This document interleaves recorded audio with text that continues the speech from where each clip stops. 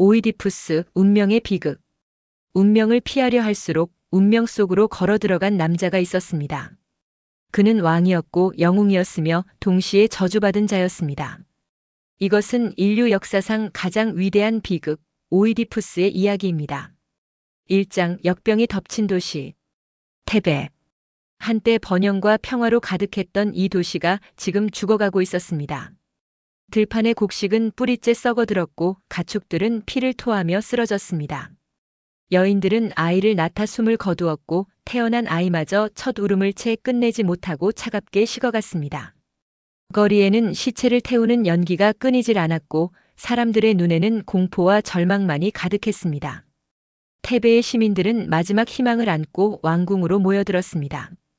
올리브 가지를 손에 쥔 채 아이들의 손을 잡고 늙은 사제를 앞세워 왕궁 앞 계단에 무릎을 꿇었습니다. 그때 왕궁의 문이 열렸습니다. 오이디푸스 왕이 모습을 드러냈습니다. 나의 백성들이여, 나는 이미 알고 있소. 그대들의 고통을 모르는 왕이 어찌 왕이겠소. 오이디푸스의 목소리는 단호했지만 그 안에는 진심 어린 고뇌가 담겨 있었습니다. 그는 과거에 스핑크스의 수수께끼를 풀어 테베를 구한 영웅이었습니다. 시민들은 그를 구원자로 믿었고 다시 한번 기적을 기대했습니다. 늙은 사제가 떨리는 목소리로 말했습니다. 오이디푸스여, 우리는 당신을 신과 같다고는 하지 않습니다. 하지만 인간들 가운데 가장 뛰어난 분이라 믿습니다. 한때 스핑크스의 저주에서 우리를 구해주셨듯 이번에도 우리를 구해주십시오. 이 역병의 원인을 찾아주십시오. 오이디푸스는 이미 손을 쓰고 있었습니다. 그는 처남 크레온을 델포이의 아폴론 신전으로 보내 신탁을 구해오도록 했던 것입니다. 내가 가만히 앉아 눈물만 흘리고 있었겠소? 이미 크레온을 델포이로 보냈소. 곧 돌아올 것이오. 바로 그 순간 먼지를 일으키며 한 사내가 말을 타고 달려왔습니다. 크레온이었습니다. 그의 머리에는 월계관이 씌워져 있었고 그것은 좋은 소식을 뜻했습니다. 하지만 진정 좋은 소식이었을까요? 크레온이 숨을 고르며 말했습니다. 아폴론 신께서 말씀하셨습니다. 이 땅에 부정한 것이 있으니 그것을 몰아내야 합니다. 선왕 라이오스를 죽인 자가 이 땅에 살고 있으며 그 자를 찾아내어 추방하거나 죽여야만 역병이 끝날 것이라 하셨습니다. 오이디푸스의 눈이 번뜩였습니다. 라이오스 왕을 죽인 자? 그가 누구인지 알려진 바가 있소? 삼거리에서 도적대에게 살해당했다고만 전해집니다. 단 한 명의 목격자만이 살아남았는데 그는 라이오스를 죽인 것이 여러 명의 도적이었다고 증언했습니다. 오이디푸스는 주먹을 불끈 쥐었습니다. 좋소. 내가 반드시 그 살인자를 찾아내겠소. 라이오스 왕을 위해서가 아니라 나 자신을 위해서라도. 그 살인자가 라이오스를 죽였다면 언젠가 나에게도 손을 뻗칠 수 있을 테니. 이 말이 얼마나 잔인한 아이러니가 될지 이 순간에 오이디푸스는 알지 못했습니다. 그가 찾고 있는 살인자는 바로 자기 자신이었으니까요. 2장 예언자 테이레시아스. 오이디푸스는 수사를 시작했습니다. 가장 먼저 부른 사람은 테베의 눈먼 예언자 테이레시아스였습니다. 테이레시아스. 눈은 멀었으나 신의 뜻을 볼 수 있는 자. 모든 그리스인이 두려워하면서도 존경하는 인물이었습니다. 늙은 예언자가 시종의 부축을 받으며 왕궁에 들어섰을 때 오이디푸스는 정중하게 맞이했습니다. 테이레시아스, 그대는 하늘의 별이 전하는 말도 새들의 비행이 품은 뜻도 읽을 수 있는 분이요. 이 도시를 구할 방법을 알려주시오. 라이오스를 죽인 자가 누구요? 그런데 테이레시아스의 반응은 예상 밖이었습니다. 침묵. 길고 무거운 침묵이 왕궁을 채웠습니다. 보내주십시오. 제발 저를 집으로 보내주십시오. 그것이 왕에게도 저에게도 좋을 것입니다. 오이디푸스는 당혹했습니다. 이게 무슨 소리요? 도시가 죽어가고 있는데 알고 있는 것을 숨기겠다는 것이요? 왕이시여, 아는 것이 고통일 때가 있습니다.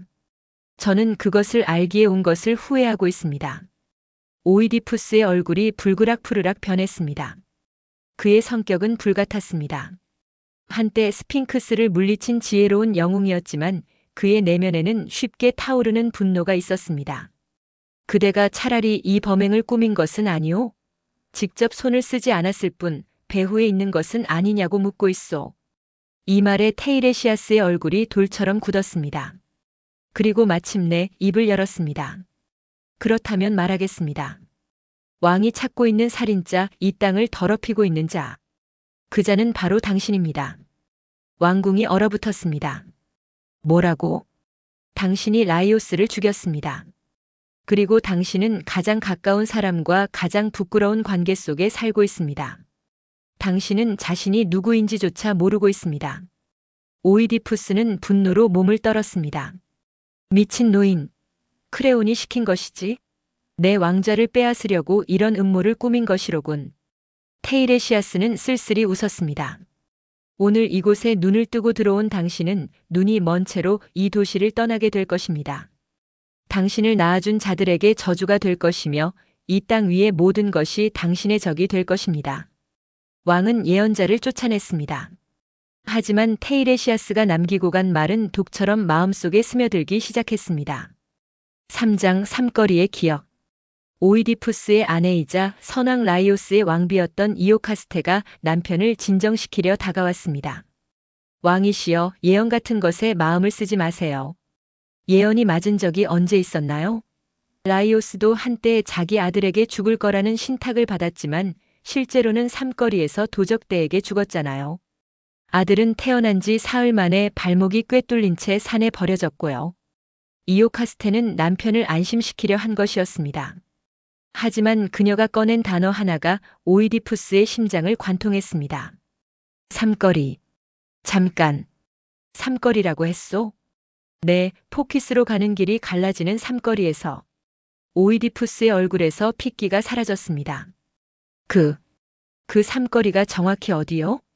포키스와 다울리아에서 오는 길이 만나는 곳입니다. 오이디푸스의 손이 떨리기 시작했습니다. 라이오스의 행색은 어떠했소? 나이는? 키가 크고 머리카락에 은빛이 섞이기 시작한. 사실, 생김새가 당신과 많이 닮았습니다. 오이디푸스는 천천히, 아주 천천히 옥좌에 주저앉았습니다. 아, 신이여. 내가 나 자신에게 얼마나 끔찍한 저주를 걸었는지. 기억이 파도처럼 밀려왔습니다. 오래전 코린토스를 떠나 방랑하던 젊은 시절. 바로 그 삼거리에서 마차를 탄 오만한 노인이 길을 비키라고 그를 밀쳤습니다. 마부가 채찍으로 그를 때렸고 불같은 성격의 젊은 오이디푸스는 분노에 휩싸여 그들을 모두 죽였습니다. 모두. 한 명만 빼고. 일행이 몇 명이었소? 5명이었습니다. 마부와 호위병 그리고 전령. 살아남은 자는? 한 명의 하인이 도망쳐 돌아왔습니다. 돌아온 뒤 그는 즉시 시골로 보내달라 청했고 이후 양치기로 살고 있습니다. 오이디푸스는 마지막 신락 같은 희망을 붙잡았습니다. 그 하인은 범인이 여러 명이었다고 했소? 여러 명의 도적이라고? 네, 그렇게 말했습니다. 여러 명. 여러 명이라면 나는 혼자였소. 혼자였단 말이오. 만약 그 목격자가 여러 명이라는 증언을 유지한다면 오이디푸스는 범인이 아닐 수 있었습니다. 하지만 만약 한 명이라고 바꾼다면 그 양치기를 당장 데려오시오. 왕의 목소리는 이미 절반의 공포에 젖어 있었습니다. 사장 무너지는 진실. 양치기를 기다리는 동안 예상치 못한 손님이 왕궁에 도착했습니다. 코린토스에서 온 전령이었습니다. 왕이시여, 코린토스의 왕 폴리보스께서 돌아가셨습니다. 코린토스 시민들이 당신을 왕으로 모시고자 합니다. 오이디푸스는 복잡한 감정에 휩싸였습니다. 슬픔 그리고 한 가닥의 안도. 폴리보스 아버지가 돌아가셨다고. 병으로? 네, 노환으로 편히 가셨습니다. 오이디푸스는 쓸쓸히 웃었습니다. 이오카스테 들으시오. 한때 신탁은 내가 아버지를 죽이리라 했소. 그런데 아버지는 자연사했소. 예언이 무슨 소용이란 말이오? 이오카스테가 안도의 한숨을 내쉬었습니다. 하지만 오이디푸스의 얼굴에 여전히 그림자가 남아 있었습니다. 그래도 어머니가 살아계시지 않소? 어머니와의 그 신탁이. 코린토스의 전령이 고개를 갸우뚱했습니다. 혹시 그것 때문에 코린토스에 돌아오지 않으셨습니까? 그런 걱정은 하지 않으셔도 됩니다. 사실 전령은 잠시 망설였습니다. 폴리보스 왕과 메로페 왕비는 당신의 친부모가 아닙니다. 세상이 멈췄습니다. 무슨 소리를. 제가 직접 당신을 폴리보스 왕께 전해드렸습니다. 키타이론 산에서 한 양치기가 당신을 저에게 건넸고 당신의 발목은 꿰뚫려 묶여 있었습니다. 오이디푸스라는 이름도 그래서 붙은 것입니다. 부은 발이라는 뜻이지요. 오이디푸스, 부은 발. 자신의 이름조차 상처의 흔적이었다는 것을 그는 이제야 깨달았습니다. 그 양치기가 누구였소? 어디서 나를 가져온 것이오? 라이오스 왕의 하인이었습니다. 이오카스테의 얼굴이 백지처럼 하얗게 변했습니다. 그녀는 이미 모든 것을 이해했습니다. 제발 더 이상 캐묻지 마세요. 당신이 누구인지 알려고 하지 마세요. 왜 그러시오? 설마 내가 천한 노예의 자식일까봐 부끄러운 것이오? 불행한 분이여. 당신이 자신이 누구인지 영영 모르기를 바랐습니다. 이오카스테는 울부짖으며 왕궁 안으로 뛰어들어갔습니다. 그것이 오이디푸스가 본 아내의 마지막 모습이었습니다. 5장 진실의 완성. 마침내 그 양치기가 끌려왔습니다. 늙고 초라한 노인이었습니다. 그는 왕궁에 들어서는 순간부터 온몸을 떨고 있었습니다. 코린토스의 전령이 그를 알아보았습니다. 이 사람입니다. 키타이론 산에서 저에게 아기를 건넨 사람이. 양치기는 고개를 저었습니다. 모릅니다. 무슨 소린지. 오이디푸스가 낮은 목소리로 말했습니다. 거짓말을 하면 내가 입을 열지 않으면 어떻게 되는지 알고 있겠지. 제발. 더 이상 묻지 마십시오, 왕이시여. 그 아기가 어디서 왔느냐? 양치기의 눈에서 눈물이 흘러내렸습니다. 라이오스 왕이 왕궁에서 왔습니다. 하인의 아이였느냐? 아니면 왕의 친자식이라 했습니다. 왜 내게 맡긴 것이냐? 죽이라 하셨습니다. 신탁이 있었답니다. 그 아이가 자라면 아버지를 죽이리라는. 하지만 저는 차마 그럴 수가 없었습니다. 그래서 코린토스의 이 사람에게 넘겼습니다. 먼 곳으로 데려가 달라고. 양치기는 바닥에 엎드려 울었습니다. 그런데 당신이 살아서 왕이 되어 돌아올 줄이야. 오이디푸스는 한 발짝도 움직이지 못했습니다. 모든 조각이 맞춰졌습니다. 그는 라이오스의 아들이었습니다. 태어나자마자 버림받았고 코린토스에서 자랐고 신탁을 피해 도망치다가 삼거리에서 친아버지를 죽였으며 테베에 와서 어머니와 결혼하여 아이들을 낳았습니다. 오이디푸스의 절규가 왕궁을 뒤흔들었습니다. 이제 모든 것이 밝혀졌구나. 빛이여, 이것이 내가 너를 보는 마지막이 되리라. 6장 스스로 눈을 찌르다. 오이디푸스가 왕궁 안으로 달려 들어갔을 때 이미 끔찍한 일이 벌어져 있었습니다. 이오카스테는 침실로 들어가 문을 잠근 뒤 라이오스의 이름을 부르며 천장 들보에 목을 메어 죽어 있었습니다. 오이디푸스는 어머니의 몸을 바닥에 내려놓았습니다. 그리고 그녀의 옷에서 황금 브로치 2개를 뽑아들었습니다. 너희 눈은 내가 저지른 것도 내가 겪고 있는 것도 보지 못했다. 이제 너희는 보아서는 안 될 것을 보았으니 영원히 어둠 속에 있으라. 그는 브로치의 뾰족한 끝으로 자신의 2눈을 찔렀습니다. 1번, 2번, 3번. 피가 눈물처럼 볼을 타고 흘러내렸습니다. 왕궁의 문이 열렸을 때 시민들은 핏빛 얼굴의 왕을 보았습니다. 보시오, 테베의 시민들이여. 한때 스핑크스의 수수께끼를 풀고 운명 위에 선 줄 알았던 오이디푸스를. 인간의 삶이란 마지막 날을 보기 전에는 행복하다 말하지 마시오. 오이디푸스는 추방을 자청했습니다. 2딸 안티고네와 이스메네를 끌어안고 울었습니다. 내 불쌍한 아이들아. 너희의 아버지가 너희에게 얼마나 끔찍한 짐을 지워주었는지. 크레온이 테베의 새 통치자가 되었습니다. 오이디푸스는 눈먼 방랑자가 되어 이 도시를 떠나야 했습니다. 영웅에서 추방자로, 왕에서 거지로. 그것이 운명의 뜻이었습니다. 7장 방랑자의 발걸음. 세월이 흘렀습니다. 한때 황금 왕관을 썼던 머리는 이제 먼지와 흙으로 뒤덮여 있었습니다.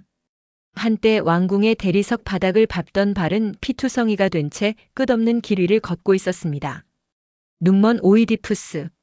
그의 곁에는 단 한 사람, 딸 안티고네만이 남아 있었습니다. 안티고네는 아버지의 눈이 되어 주었습니다. 길을 안내하고 음식을 구걸하고 때로는 돌을 던지는 사람들로부터 아버지를 지켰습니다.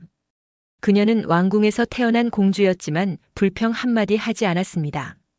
아버지, 저 앞에 숲이 보입니다. 올리브나무와 포도나무가 무성하고 나이팅게일의 노래가 들립니다. 여기가 어디냐? 모르겠습니다. 하지만 신성한 곳인 것 같습니다. 잠시 쉬자꾸나. 이 늙은 몸을 좀 쉬게 해다오.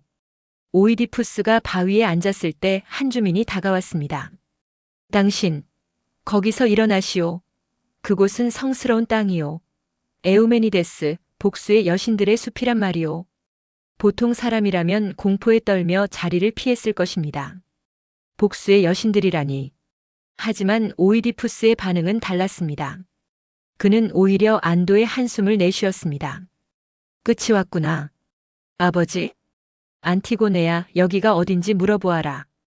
이 땅의 이름이 무엇이냐고. 여기는 콜로노스입니다. 아테네의 땅이지요. 콜로노스.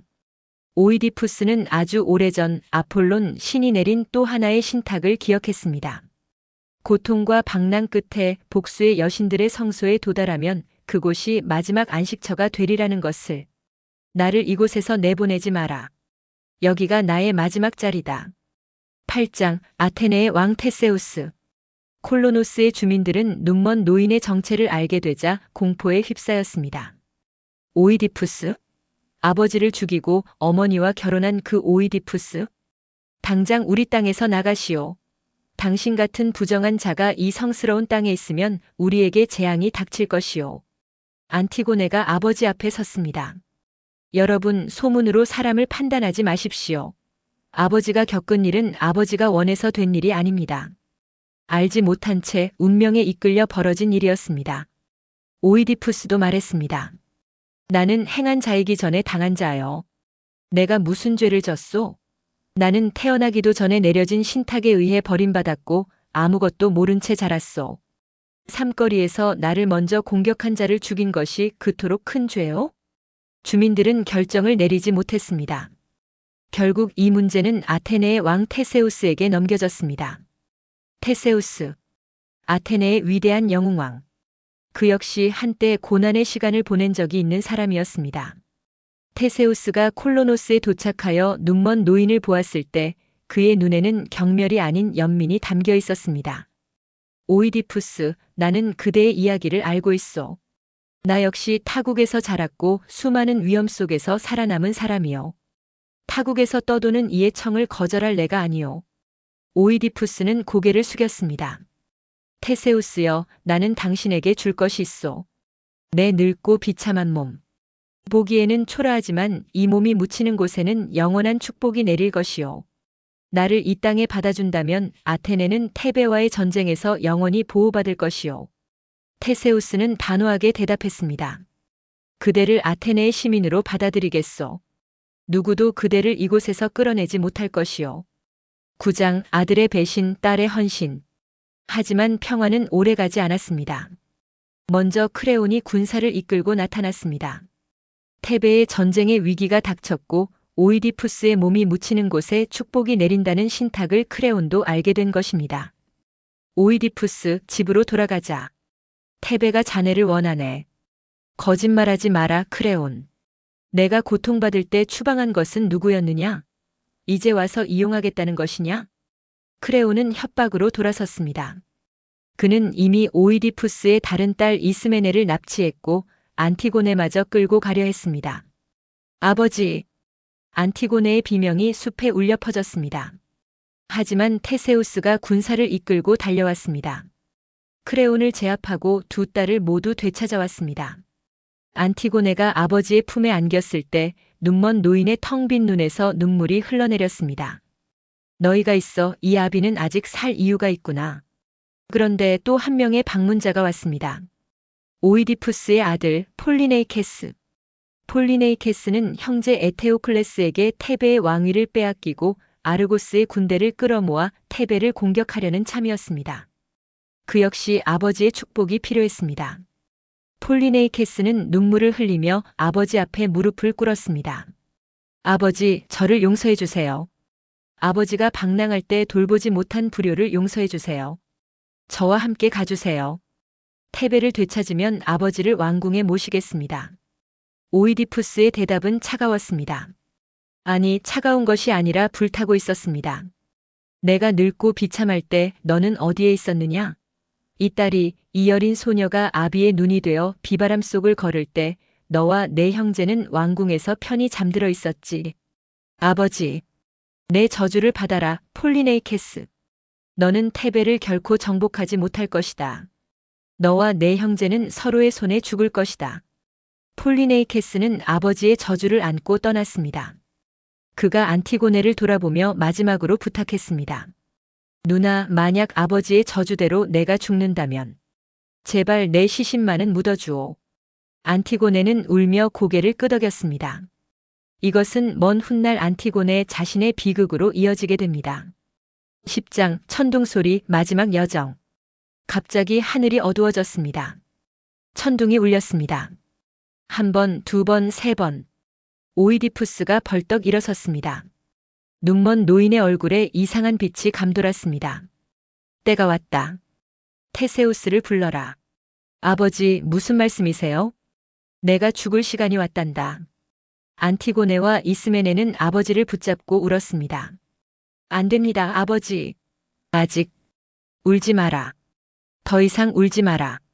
테세우스가 달려왔을 때 놀라운 일이 벌어졌습니다. 지금까지 안티고네의 부축 없이는 한 발짝도 걸을 수 없었던 눈먼 노인이 스스로 일어나 걷기 시작한 것입니다. 아니, 걷는 것이 아니라 인도하고 있었습니다. 눈먼 자가 눈뜬 자들을 이끌었습니다. 이쪽이다. 나를 따라오라. 오이디푸스는 신성한 숲 깊은 곳으로 걸어 들어갔습니다. 그의 발걸음은 확고했고 목소리는 평온했습니다. 안티고네, 이스메네. 여기서 멈추어라. 이 앞으로는 테세우스만이 갈 수 있다. 아버지, 내 사랑하는 딸들아. 오늘부터 너희에게는 아버지가 없다. 나를 돌보는 힘든 삶도 끝났다. 내가 너희를 사랑했다는 것, 그것 하나만 기억해다오. 오이디푸스는 테세우스에게 마지막 말을 남겼습니다. 테세우스여, 내가 묻힌 곳을 아무에게도 알리지 마시오. 그곳의 비밀을 지키는 한 아테네는 영원히 보호받을 것이오. 왕위를 물려줄 때 후계자에게만 전하시오. 그리고 오이디푸스는 숲속으로 사라졌습니다. 뒤따라간 테세우스가 돌아왔을 때 그의 얼굴에는 경외와 눈물이 함께 있었습니다. 아무도 오이디푸스의 시신을 보지 못했습니다. 천둥도 번개도 그를 데려간 것이 아니었습니다. 신들이 조용히 부드럽게 그를 받아들인 것이었습니다. 아버지를 죽이고 어머니와 결혼한 인간 세상에서 가장 저주받았던 남자. 그러나 끝까지 진실을 외면하지 않았고 고통 속에서도 인간의 존엄을 놓지 않았던 남자. 운명은 그를 파멸시켰지만 그의 영혼까지 파멸시키지는 못했습니다. 에필로그. 안티고네와 이스메네는 아버지가 사라진 자리에서 오래도록 울었습니다. 테세우스가 그녀들을 일으켜 세웠습니다. 울음을 그치시오. 그대들의 아버지는 축복 속에서 마지막을 맞이하셨소. 이런 마지막을 바라지 않을 인간이 어디 있겠소. 안티고네는 눈물을 닦으며 테베로 향했습니다.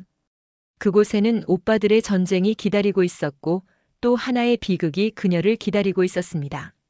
하지만 그것은 또 다른 이야기입니다. 운명을 피하려 달려가다 운명의 품에 안긴 남자 오이디푸스.